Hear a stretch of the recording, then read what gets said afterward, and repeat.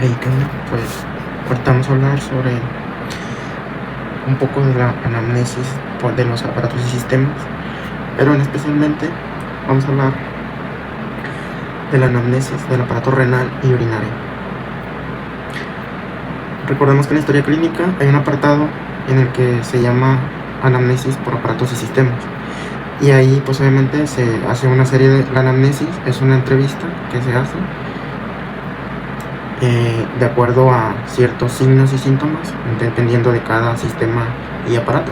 Por ejemplo, uno de ellos es el aparato urinario renal, está el sistema nervioso central, está el digestivo, está el endocrino, el musculoesquelético, y hay muchos de ellos, pero al fin y al cabo los signos que salgan de acuerdo a la anamnesis positivos en el sistema o en el aparato es el que normalmente el aparato o sistema que llega a estar dañado. Entonces se tiene que ir pensando que hay una patología de ese aparato o sistema, y ya pues obviamente empezar a buscar las causas, ¿no? Por ejemplo, si ese aparato o sistema se está afectando por una patología que ya tenía, por ejemplo la diabetes mellitus, a veces llegan a dañar los nervios, incluso a los vasos sanguíneos, pero lo que lo está causando pues obviamente es ya sea la diabetes, que la tenga muy alta, o la hipertensión, que llega igual a dañar ciertos órganos distintos, y pues obviamente la causa podría ser una de esas patologías que ellos ya tienen. Pero si no es así, pues se tiene que pensar en algo que sea traumático, en alguna infección, en algún tumor maligno, o algún fármaco o algún químico o algún alimento que esté consumiendo la persona y que eso le esté causando una patología o una anomalía en un aparato del sistema. Pero ahorita nos vamos a centrar en uno que, por ejemplo, esto es lo que los médicos hacen para poder darse una idea de qué aparato sistema se está dañando. Pero ahorita vamos a hablar de uno que es el renal y el urinario. Vamos a ver, es la mitad nada más de esto porque son 6 signos y síntomas que vamos a ver, que el cual si nos salen positivos uno de ellos, podríamos pensar que el riñón está dañándose, y pues después de eso pues se tiene que pensar si es algo infeccioso, algo traumático, por causa de un trauma, o por causa de un tumor, o de algún químico u otra patología que está relacionada, por ejemplo la hipertensión, que suele también dañar esta parte. Entonces una de ellas que se hace normalmente es la de oliguria. Si el paciente tiene oliguria aguda, vamos a ver qué es la oliguria. La oliguria es la excreción de menos de 500 mililitros de orina por 24 horas. Es algo muy bajo para tantas horas, que es muy poquito, porque normalmente si la persona hizo ejercicio, si la persona estuvo bebiendo suficiente agua, entonces obviamente va a ir muchas veces recurrentemente al baño, más si hace ejercicio y si el cuerpo requiere más agua, o si estaba tomando agua durante el día, obviamente va a llevar un mínimo, va a ir de 2 a 3 veces al baño en el día, si no es que más, dependiendo de lo que esté consumiendo. La insuficiencia renal aguda es la alteración fundamental de la oliguria aguda, y sus consecuencias, además de la oliguria, es el aumento, aparte de la oliguria, que está incluida en la insuficiencia renal aguda, está también el aumento en la concentración plasmática de la urea y de la creatinina, y la retención de agua y electrolitos, y así como el desarrollo de acidosis metabólica e hiperpotasemia. En las causas principales, clasificación clínica de la oliguria, una de ellas es prorrenal, y puede ser por disminución del flujo sanguíneo al riñón, o sea que no les llega suficiente sangre al riñón. El ejemplo de ellos es el shock hipovolémico, una deshidratación y una insuficiencia cardíaca. Obviamente si el corazón está latiendo normalmente, no va a llegar esa sangre suficiente a un órgano que está un poco alejado de la estructura que es el riñón. Está la renal intrínseca, por daño en el parénquima renal. Ejemplo, cuando hay una necrosis tubular aguda o una glomerulonefritis aguda, llega a haber oliguria. También puede ser por renal, y esto puede ser por una obstrucción del flujo urinario, o sea que se obstruya, que no salga suficiente orina, que es lo que va a causar la oliguria. Ejemplo, puede ser por cálculos que pueden obstruir y puede causar que haya oliguria. Tumor prostático, que se agrande la próstata, o un coágulo en vías urinarias, como un trombo en vías urinarias. El segundo sería la poliuria. La poliuria es el exceso de eliminación urinaria de manera convencional y se acepta que el volumen sea superior a 3 litros por 24 horas. Debe distinguirse de la poliacuria, que se define como la emisión anormal frecuente de la orina, que eso no significa que sea necesariamente poliuria.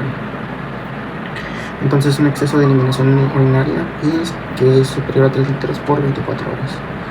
Sí, 3 litros es muchísimo, es mucho. Pero obviamente esto va a ser también algo anómalo si llega obviamente a que vayas tantas veces al hacer pipí y que hagas 3 litros en 24 horas si no has hecho ejercicio y no has requerido tomar mucha agua, si no tomas suficiente agua durante el día o tomas lo normal pero estás haciendo de más orina de la normal. Entonces eso es un signo de poliuria. Por ejemplo, en este signo de poliuria donde se refleja mucho es en la diabetes mellitus. En la diabetes mellitus las personas van constantemente al baño y eso sucede sin beber mucha agua, o también incluso porque les da mucha sed porque pues la glucosa está en sangre. Obviamente al haber esa molécula que es muy osmótica retiene mucha agua, entonces no hay suficiente energía en el cuerpo, entonces el cuerpo está pidiendo mucha agua y obviamente se aumenta el exceso de eliminación de orina, o sea, de líquidos, y puede ser causado por ello o por otra patología. Sus causas pueden ser tumorales, por un tumor, puede causar poliuria, un carcinoma de células renales, cáncer de vejiga, la hiperplasia prostática benigna o cáncer de próstata. Esto hace que haya poliuria. Y orina típica. Orina típica va a haber una hematuria intermitente, indolora, sin coágulos pequeños. Siempre se tiene que investigar una hematuria indolora en mayores de 40 años por posible tumor. Puede ser también traumáticas, por un traumatismo renal o vesical, procedimientos médicos, una colocación de sonda, una biopsia renal, cistoscopía, mecanismo de ruptura de vasos urinarios, también por ello puede ser, o sangrado y metástasis. Bien, causas fisiológicas no patológicas. Una ingesta excesiva de líquidos es algo fisiológico y también mucho el baño. Consumo de bebidas con cafeína o alcohol. Recordemos que la cafeína es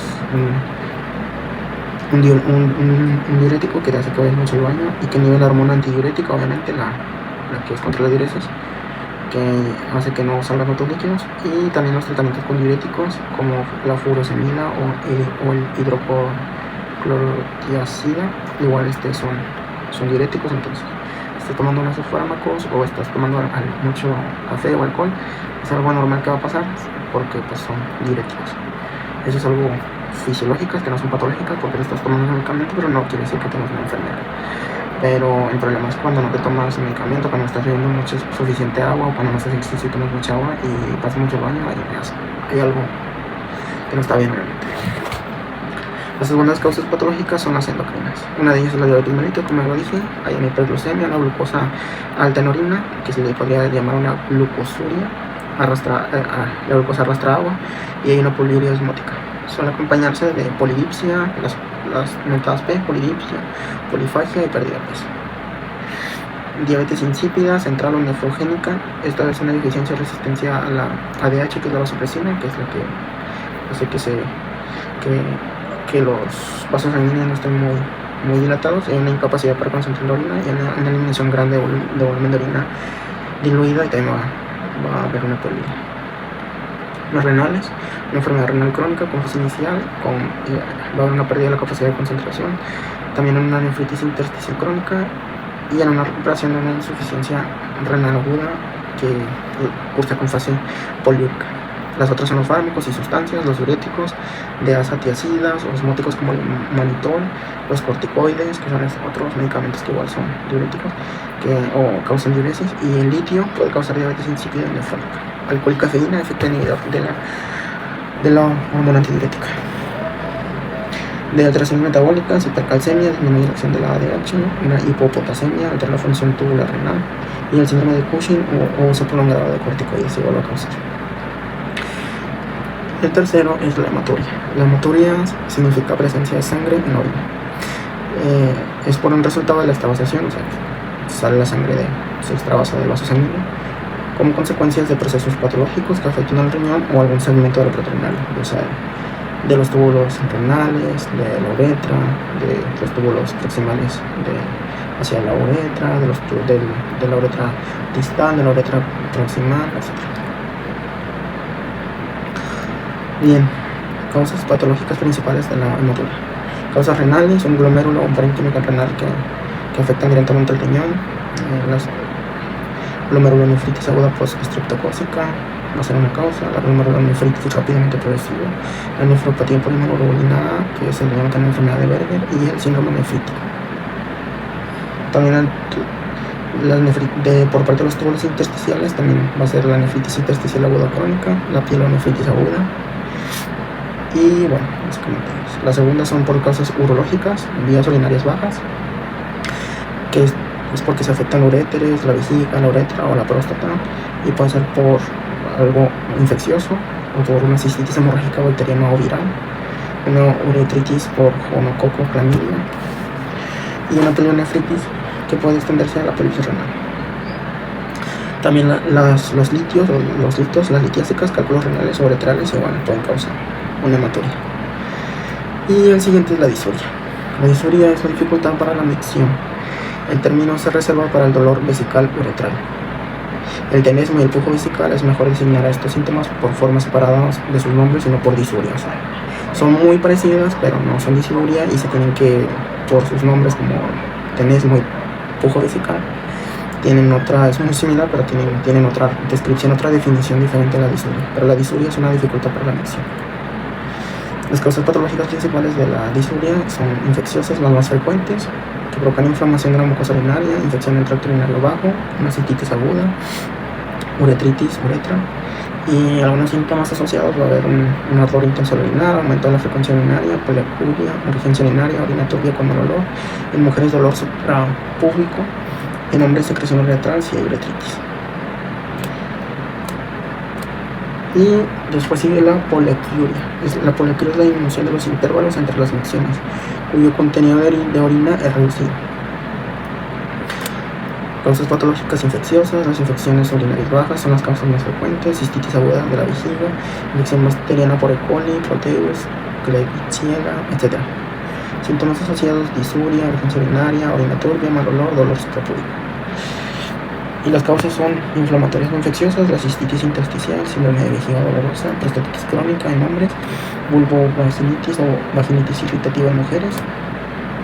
Y 3, las obstructivas, por ejemplo la hiperplasia prostática benigna, que obviamente va a haber un agrandamiento de la próstata, cálculos vesicales o uretrales, obviamente si hay un cálculo va a disminuir el flujo de orina, tumores de vejiga o uretra, estenosis uretral, o sea que se va a estrechar el tubo uretral. Neurológicas, vejiga neurogénica, son por lesiones neurales, esclerosis múltiple, neuropatía diabética, trastornos del control vesical por daño a los nervios que regulan la micción, o sea, los nervios conectivos que ayudan a que suceda la micción, obviamente. Si se dañan, pues puede llegar a la poliacuria. Los tumorales, cáncer de vejiga o próstata, tumores uretrales y otros trastornos irritativos, por ejemplo, cuerpos extraños en vejiga o uretra, uso de sondas urinarias y irritación química, por ejemplo, por jabones, por desinfectantes o radioterapia pélvica. Y la nicturia, que es la última de todo esta mitad, porque faltan todavía otras 6 más, son como 13 por ahí, de acuerdo a esta toda información sacada del libro de signos y síntomas cardinales de las enfermedades, escrito por Horacio Sinich. Nicturia es la inversión del ritmo urinario, de manera que la orina emitida durante la noche es mayor que la del día. Causas patológicas, causas renales, alteran la capacidad del riñón para concentrar la orina, insuficiencia renal crónica, puede haber un daño tubular, incapacidad para concentrar la orina y mayor producción en la noche. Nefritis intersticial crónica, pielonefritis crónica. Causas cardiovasculares, aumentan el retorno venoso y la filtración glomerular durante el descanso nocturno, insuficiencia cardíaca congestiva, edemas periféricos por causas cardíacas o hepáticas. Causas endocrinas y metabólicas, la diabetes mellitus es una de ellas, obviamente, como conocida, hiperglucemia, la poliuria osmótica que se mantiene de día y de noche, la diabetes insípida, es una deficiencia de resistencia de la ADH, poliuria constante nicturia. Hipercalcemia o hipopotasemia reducen la capacidad de concentración urinaria. Causas prostáticas en hombres, una hiperplasia prostática, lo va a causar igual una hiperplasia prostática benigna. Obviamente va a haber más células de la próstata. y eso puede hacer que sea cáncer de próstata o prostatitis crónica. Causas vesicales son la cistitis, una infección vesical, cálculos vesicales, tumores de vejiga, cistitis intersticial.